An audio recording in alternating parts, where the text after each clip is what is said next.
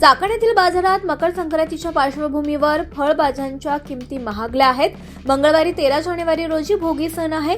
भोगीच्या दिवशी पारंपरिक भोगीची भाजी केली जाते, त्यामुळे भोगीसाठी लागणाऱ्या फळभाज्यांच्या मागणीत मोठी वाढ झाली आहे। भोगी सणाच्या पार्श्वभूमीवर सोमवारी 12 जानेवारी रोजी चाकण तरकारी मार्केटची साप्ताहिक सुट्टी रद्द करण्यात आली आहे।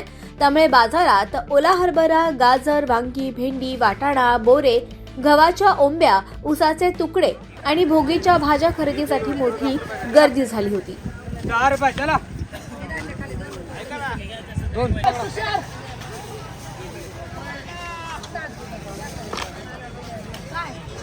आज सरकारी सुट्टी असताना पण मार्केट चालू आहे आणि मालाला पाहिजे तसा भाव पण नाही आणि हरभऱ्याची गड्डी 10ला चाललेली आहे। ऊस काय मुळी गेली 200ला आणि हरभरा गेले 10 रुपयाने।